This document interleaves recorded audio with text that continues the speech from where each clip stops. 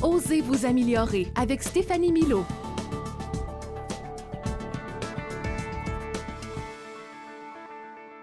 Est-ce que vous êtes une excellente, genre excellente en cuisine, une excellente patronne, une excellente maman, une excellente, tu sais, une excellente? Est-ce que ça vous tente de devenir excellente? Stéphanie Milot nous en parle justement. Ça va bien? Ça va bien, merci. Et Ça toi? ça va super bien. Tu as l'air en forme, mais là, tu vas nous parler d'excellence. Oui. Écoute, honnêtement, c'est un livre que j'ai lu qui s'appelle « Cessez d'être bon, devenez excellent ».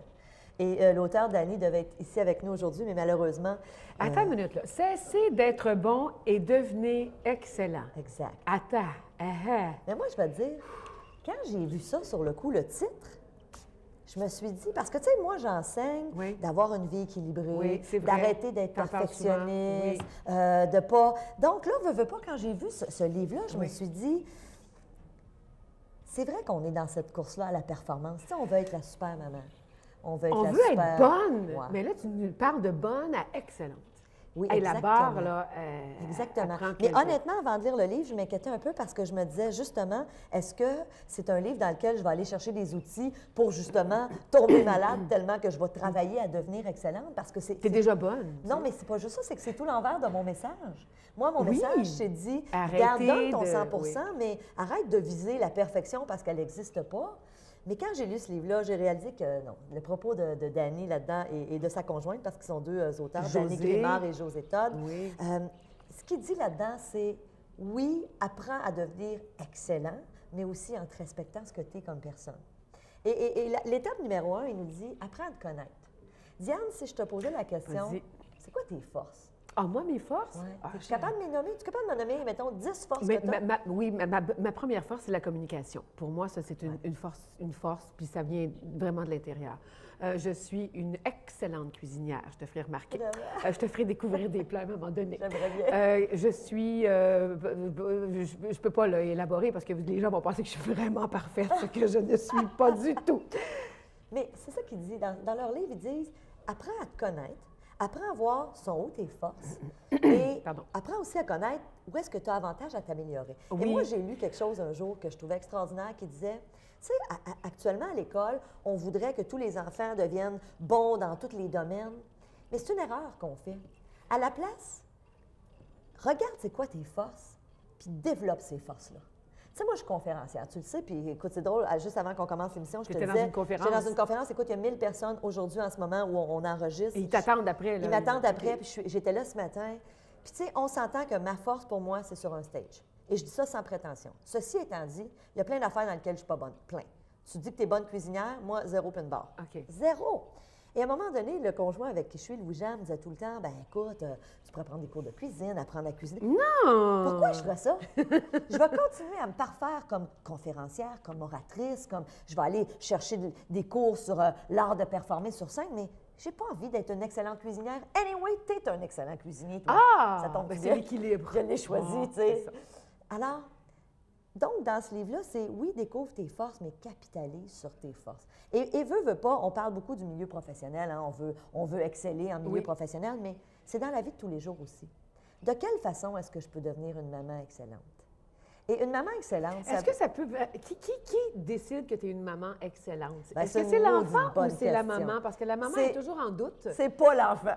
Sais-tu quoi? Parce que quand tu dis non à un enfant, il te trouve pas super cool. T'es cool. méchante. Ben oui. Et Louis-David m'a servi ça il y a quelques semaines. T'es méchante. Oh, qu'il le su. T'es excellente là-dedans. J'ai dit, mon chéri, c'est parce que je t'aime. Et un jour, tu comprendras. Puis mon père me disait ça à l'époque. Un jour, tu vas comprendre. Puis, tu sais, dans ce temps-là, c'est plate, tu vas faire ça. Quand tu vas être grand, tu vas comprendre. Quand tu vas être plus vieille, tu vas comprendre. Mais il a raison. Il avait raison, mon père. Et je redis la même chose à mon fils. Mais ce qui détermine que je suis une excellente maman, c'est que est-ce que j'agis en fonction de mes valeurs? Est-ce que j'agis en fonction de ce qui est important pour moi? Puis je ne parle pas de moi nécessairement, mais toutes les mères qui nous écoutent, tous les pères qui nous écoutent, est-ce que tu es conforme à toi, tes valeurs, ce qui est important pour toi, ou est-ce que tu déroges constamment? Et c'est ça pour moi, l'excellence. Parfait. Tu comprends? Oui. Alors, tu as raison, un enfant, tu ne peux pas nécessairement te fier à son jugement, surtout pas lorsqu'il est jeune et qu'il est adolescent, mais une excellente mère, ça se définit selon moi comme ça. Une excellente conjointe, c'est la même chose. Es-tu une excellente conjointe, Diane? Pas du tout. Alors Tu là... nous en as déjà parlé, d'ailleurs. Je ne suis pas une excellente conjointe, non. Mais non, qu'est-ce que tu veux? Je dois améliorer des choses. Oui. Et peut-être que dans la prochaine relation, tu deviendras une excellente conjointe. Peut-être. Mais c'est de se connaître.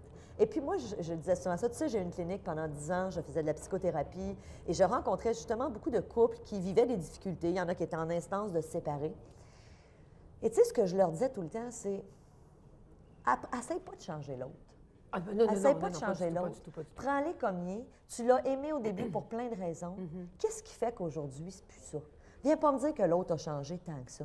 Donc, d'être excellent. Non, l'autre était toujours pareil. Ouais. Mais on a découvert des choses. Ouais. Ou des fois, c'est toi qui as changé. Ça aussi, ça peut arriver. Des choses que tu dis, OK, il y a une limite, j'en prends plus, merci. Et là, je me respecte à ce moment-là et je fais le nécessaire. Tu parlais d'améliorer parce que tu disais, oui, être excellente, voici, vous avez vos forces, capitaliser sur vos forces. Ouais. Mais il y a quand même des choses à améliorer. Ouais. C'est drôle parce que si tu m'avais posé la question, au lieu de me poser la question, est-ce que tu es excellente, en quoi tu l'es et tout et tout, si tu m'avais posé la question, est-ce que tu peux déterminer des choses que tu as à améliorer, la réponse aurait été différente. Je te la pose. Est-ce qu'il y a des choses, Diane, que tu aimerais améliorer? Oui, il y en a plus que... Il y a plus de choses que j'aimerais améliorer que dans les choses dans lesquelles je suis déjà excellente. Comment tu expliques ça? Je ne sais pas. Okay. C'est toi qui me fais réfléchir. Je pense que tu es fort probablement dur avec toi-même. Ah! Je suis dure avec moi-même. Est-ce que tu te reconnais? Oui. Quand je te dis ça? Oui. Parce qu'effectivement, c'est quelque chose que je dis souvent en conférence, soyons indulgents avec nous-mêmes. Surtout les femmes. Les femmes, on est dur avec nous-mêmes. Hein? On se dit, j'aurais pas dû dire ça, j'aurais pas dû faire ça, j'aurais dû agir autrement. Sur ce coup-là, j'aurais dû faire ça différemment. Arrêtez. Soyez indulgente. Vous avez toutes raison. Tu as toutes les raisons du monde d'être fière de toi. Tu as toutes les raisons du monde d'être fière de ce que tu fais, d'être la femme que tu es. Tu comprends? Oui. Alors, pourquoi est-ce qu'on ne capitaliserait pas sur nos forces en se disant, oui, j'ai des petites choses que je peux améliorer. Oui, il y a des choses que... Mais voilà mes forces. Voilà mes forces en couple. Voilà mes forces comme mère. Bon, je sais que toi, tu n'as pas d'enfants, mais tous les gens qui nous écoutent, il y en a qui ont des enfants. Voilà mes forces dans le travail que je fais. Tu sais, moi, mon travail, c'est d'inspirer les gens. C'est ça, ma force. Je ne suis pas bonne pour faire de la comptabilité. Quand c'est le temps de faire les comptes, envoyer factures, je suis zéro. Mais je le sens. Ça ne te dérange pas? Pas à toi, parce que tu donnes ça à quelqu'un d'autre. Tu as une lacune, quelqu'un d'autre s'en occupe. J'utilise mes forces. Ma force, je pense que c'est justement de contaminer les gens positivement. C'est ce que j'essaie de faire par le biais des chroniques qu'on fait ensemble, par le biais des conférences, par le biais du travail de coaching que je fais. Et le reste, on s'en fout. Et c'est ça pour moi l'excellence. C'est aussi d'assumer qu'il y a des affaires dans lesquelles tu es bon. Puis il y a d'autres choses dans lesquelles tu n'es pas bon. Qu'est-ce que tu as retenu le plus dans ce livre? Bien, écoute, une chose qu'il dit que j'ai trouvé super intéressant, il dit à un moment donné, investissez dans votre valeur la plus précieuse, vous. Et pour moi, ça me rejoint tellement. Parce que moi, Diane, depuis que j'ai 16 ans, puis j'en ai 42, depuis que j'ai 16 ans, je lis des livres de croissance personnelle, de comment m'améliorer, de comment être plus heureuse. J'ai toujours lu là-dessus. Et tu sais que depuis juste 15 ans, il y a un nouveau courant qu'on appelle la psychologie positive. La psychologie positive, c'est quoi? C'est qu'à un moment donné, Martin Seligman, qui est vraiment l'instigateur de la psychologie positive, a dit il y a 15 ans dans un congrès aux États-Unis, il dit là, on s'est assez intéressé depuis toujours en psychologie à les problèmes de santé mentale, pourquoi les gens font des dépressions, pourquoi on n'est pas heureux. Bon, on s'est assez intéressé à ça et on a oublié de s'intéresser à l'autre bout du spectre qui est qu'est-ce qui fait qu'on est heureux, qu'est-ce qui fait qu'on se développe, qu'est-ce qui fait qu'on s'épanouit, tu comprends qu'on a du succès. Tout à fait. Et moi, j'ai réalisé une chose, les gens qui ont du succès, les gens qui sont justement excellents, c'est des gens qui investissent en eux. C'est des gens qui vont lire des livres, justement, comme celui-là. C'est des gens qui vont assister à des séminaires. C'est des gens qui écoutent notre émission aujourd'hui puis ils ne vont pas changer de poste parce qu'ils sont interpellés par ce qu'on se parle ensemble. C'est ça d'investir en soi. J'aime ça. Alors ça a été un élément que tu as retenu? Oui, un élément que j'ai retenu. Puis évidemment, il y en a plusieurs autres. Entre autres, il dit « adopter une discipline d'excellence ». As-tu une idée? Une discipline d'excellence? Il dit « fais attention à ce que tu manges ». Et je suis tellement d'accord. Tu te rappelles, il y a quelques semaines, j'ai fait une émission sur mon livre à Jeunir où on parlait de l'importance de qu'est-ce que tu mets dans ton corps. Tu sais, moi, je dis tout le temps en conférence, tu as un corps pour toute ta vie. Tu changes 10 fois d'auto au cours de ta vie, puis tu fais attention au gaz que tu mets, puis tu vas faire des changements. Mais tu mets toujours le même corps dedans. Mais ton body, là, excuse-moi, tu vas l'avoir toute ta vie. Tu y fais-tu attention ou non? Tu fais-tu un petit peu de sport? Tu bouges-tu? C'est ça aussi l'excellence. L'excellence, pour moi, c'est un esprit sain dans un corps sain. J'ai beau me nourrir en faisant des lectures inspirantes, mais si je mange du fast-food tout le temps... En lisant ton livre? En lisant mon livre, je ne serai pas excellente. Tu comprends? Donc, adopter une alimentation, bien s'hydrater. As-tu pris du temps pour toi aujourd'hui? Tu sais, moi, je dis tout le temps, une personne excellente, c'est aussi quelqu'un qui est altruiste, qui est capable de redonner. Ceci étant dit, Je veux donner aux autres, donner du temps, donner de l'écoute, donner de la présence, être là. Mais il faut que je me sois ressourcée moi-même. Es-tu d'accord? Tout à fait. Oui, si toi-même, tu ne te ressources pas, comment peux-tu offrir à quelqu'un d'autre? Mais tu sais qu'il y a des gens, quand je dis ça, qui disent « Mais oui, mais c'est égoïste, prendre du temps pour Bien, soi. » c'est drôle parce qu'à chaque fois qu'on prend du temps pour soi, c'est « pense juste à toi ». Tu le vois. Oui, exactement. On se sent coupable. Tout à fait. Exactement. C'est vraiment souvent désagréable. Tu dis, OK, je pense à moi. Là, aujourd'hui, là, ça passe pas. Je pense à moi. Puis quand on dit je pense à moi, c'est tout de suite le mot égoïste qui t'arrive. Mais moi, j'ai envie de vous dire à toi et à tout le monde qui nous écoute, arrêtez. Soyez indulgents avec vous-même. Prenez du temps pour vous parce que si tu veux donner aux autres, si tu veux être une excellente maman, une excellente conjointe, une excellente femme d'affaires, une excellente... Mais on ne pourra pas être excellente dans tout. Ben encore là, ça dépend de ta définition de l'excellence. Moi, je considère que, par exemple, je suis une excellente conférencière. Est-ce que je donne tout le temps un show 120 Non, non. Non. Mais je donne tout le temps ce que je peux. Je fais mon maximum. Okay. Je considère que je suis une excellente maman. Est-ce que je suis tout le temps parfaite? Est-ce que des fois, je perds patience? Bien sûr! Je suis super humaine. Mais 99 du temps, j'essaie d'être là pour mon fils. J'essaie d'être... Tu comprends? Donc, c'est ça la notion d'excellence. Puis oui, Diane, je pourrais focusser sur la fois où j'ai pété les plombs, ou la fois où j'ai pas été patiente, ou la fois où en conférence, j'ai eu un blanc. Je pourrais focusser sur ces fois-là. Mais je fais pas ça. À la place, je me dis, toutes les bonnes journées que j'ai eues, je te félicite, Stéphanie. Parce que la réalité, moi, je suis travailleur autonome. Il n'y en a pas des gens qui vont te dire hey, « félicitations pour ce que tu as fait aujourd'hui. » À part quand tu fais une conférence devant plein de gens. Devant 1000 personnes, tu ne peux pas me dire qu'il n'y a pas de dose aujourd'hui. Oui, ça fait du bien. Hein? Aujourd'hui, c'est une bonne dose. Mais tu sais, la réalité au quotidien, je travaille de chez moi, des fois, je fais des formations en ligne, je suis en arrière d'un écran. Il n'y a pas personne nécessairement qui va me dire « Hey, wow, c'était extraordinaire. » Mais moi, je me le dis. Comprends-tu? Moi, je me le dis, « Wow, c'était hot. » C'est drôle parce que quand on rentre le soir, on a un conjoint. Mettons qu'on a un conjoint, là. Première chose que le conjoint te passe, as-tu eu une bonne journée? Tout à fait.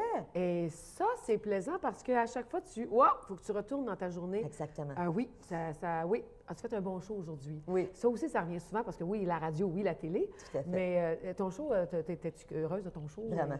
Il y a des fois, je suis obligée de dire non, aujourd'hui, vraiment, j'étais pas dedans. Et pas parce que ça a donné un mauvais résultat, c'est que moi, je me suis pas sentie excellente. Toi, ta perception face à toi. Puis pourtant, je suis sûre qu'il n'y a aucun auditeur ou téléspectateur qui a vu ça. Non, puis même mes patrons, au contraire, des fois, je reçois une note d'un patron parce qu'on se texte « excellente entrevue ». Oh mon Dieu! Puis pourtant, moi, je me suis pas sentie. Mais ça dit, tu es dur avec toi-même, Diane. OK, bon, parfait. Et je sais très bien qu'il y a plein de gens qui sont durs avec eux-mêmes. Alors moi, je vous dis, commencez à être indulgent. Tu veux devenir excellent? Commence à te féliciter, commence à regarder tes succès, commence à mettre le focus sur ce que tu fais de bien. Tu sais, moi, je disais toujours, j'ai travaillé pendant des années pour les chocolats Cadbury. Ah oui? Ah oui? Oui. C'est incroyable, hein? C'est notre chocolatière qui va être contente. Oui. Sorry. Et pendant des années, je visitais, écoute, 15-16 clients par jour, des dépanneurs, des épiceries. Et honnêtement, à cette époque-là, on parle d'il y a 20 quelques années, je dis, quand je finissais ma journée, la réalité, c'est que la plupart du temps, j'avais des super de bons clients. Mais des fois, il arrivait que j'avais eu un mauvais client dans la journée. Tu sais? Qu'est-ce que je faisais le soir en arrivant? C'était le client qui était mauvais ou toi qui n'étais pas bonne avec ton client? Non, mais tu sais, un client plate ou, tu sais, ça arrive, hein? Un client moins agréable, qui a l'air bête, qui t'achète rien. Bon. Qu'est-ce que je faisais le soir en arrivant? Parce que je ne savais pas tout ce que je sais aujourd'hui. Je m'assoyais au souper avec mon chum et je disais, attends que je te compte ma journée. Ah, mon Dieu, tu sais, mon maudit client fatigant, là, le Léo aujourd'hui, là. Et je parlais, Diane, du client fatigant au lieu de parler des 15 extraordinaires. Les gens qui sont excellents, ils ne focusent pas sur le fatigant ou l'irritant dans leur job. Ils focusent sur ce qui va bien. J'ai eu 16 clients, 15 extraordinaires, un moins le fun, je focus ces 16. Le moins le fun. Ben, coudonc. Non, mais tu comprends? Ça en prend un dans le lot. Ça en prend un dans le lot. Et ça, c'est la même chose au travail. Les gens qui nous écoutent et qui ont toujours tendance à voir ce qui va mal au travail, ce qui va mal dans la vie de couple, mettre l'emphase sur le conjoint, ce qui me dérange. Tu sais, puis c'est ça le problème dans la relation de couple. Souvent, je le dis, les premières années, quand tu sors avec quelqu'un, quand tu rencontres quelqu'un, il est donc beau, il est donc fin, il est donc excellent, hein? Il est donc super, puis tu vois juste ses qualités. Il laisse traîner ses bas, tu trouves ça cute. Ouh! Après 10 ans, c'est... Non, mais ça, c'est les premières années, Diane. Après 10 ans, c'est équiménard. Ramasse tes bobettes. Je suis plus capable. Il est où ton focus? Sur la bobette qui traîne, qui était parfaite au début, puis maintenant, bien, ça exact. Ça es-tu capable de focusser sur ce qui va bien? C'est ça, l'excellence. Stéphanie, je t'invite à retourner dans ton excellent travail. Tu retournes donc dans ton atelier. Tout à fait. Puis demain, je trouve... Ben non. J'allais dire demain, je suis au Salon du Livre. Ben non, demain, tu n'es pas au Salon du Livre. Alors, écoute... J'étais au Salon du Livre il y a 2 semaines. Retourne dans l'excellence. Good. Merci. À la semaine prochaine. Merci. Ciao.